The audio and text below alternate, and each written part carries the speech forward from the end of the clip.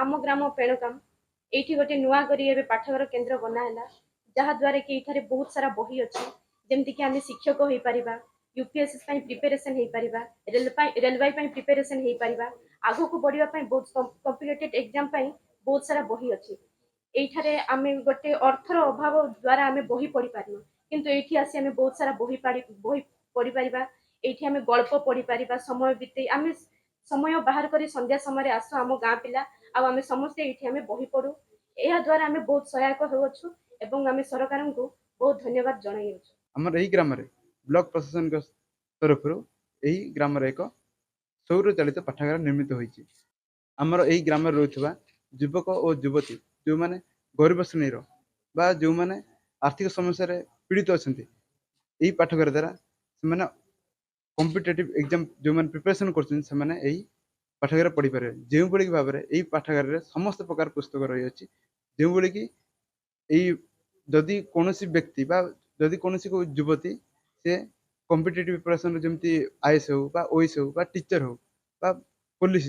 हो जदि प्रिपरेशन कर चाहूँ संपूर्ण मागणार समस्त पुस्तक एठारे उपलब्ध रही है द्वारा से उपकृत हो पारे आम ग्राम रोकवा जो गरीब श्रेणी पिला बेस्ट सहायक हो पार यही पठन केन्द्र हेबा द्वारा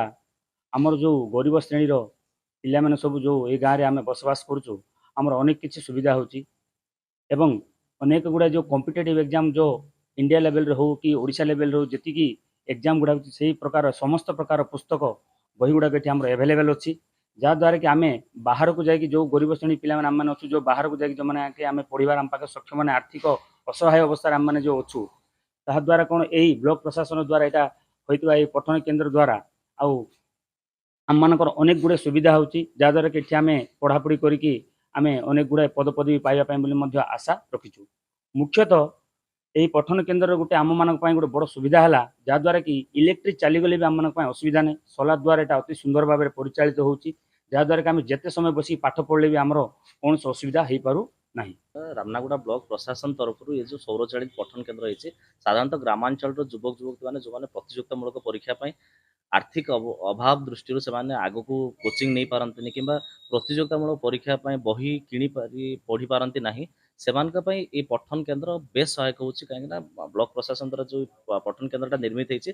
प्राय समस्त प्रकार प्रतियोगितामूलक परीक्षार बही एठी मागणार उपलब्ध अच्छा पे आसिक पाठ पढ़ी पारे से बेस सहायक हो केवल प्रतियोगितापूर्ण परीक्षा नुह विभिन्न ज्ञानवर्धक करेन्ट अफेयर्स साहित्य ये सब प्रकार बही अच्छी और सबुठ बड़ कथा आम जाने ग्रामांचल विद्युत विभ्राट गोटे बड़ समस्या थाए एठारे सौर चालित पठन केन्द्र हो पिलामानकर पाठ पढ़ारे विद्युतर टोटाल बाधक साजू ना आउ पिला माने आसी एठी खूब सुंदर भाव पाठ पढ़ुचंती आशा आगामी दिन में अंचल में एमती लाइब्रेरी आउ टिके अधिका हबो जो द्वारा कि ग्रामांचल पिलांकर प्रतियोगितामूलक शिक्षा व्यवस्था रे आउ टिके सुदृढ़ हो पारिबो। देखो जिलापाल रायगढ़ निर्देश में